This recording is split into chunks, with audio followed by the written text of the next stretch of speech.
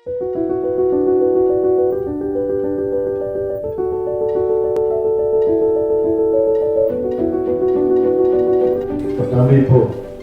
സിനിമയുടെ വലിയ പെരുന്നലാണ്.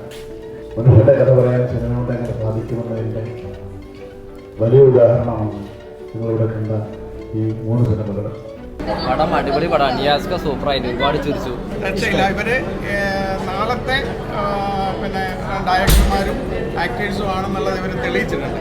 ശരിക്കും വന്ന് ഇപ്പോഴും എനിക്ക് കരഞ്ഞു തീർന്നിട്ടില്ല. അത്രയും ഇമോഷണലി ഭയങ്കര കണക്റ്റഡ് ആയി.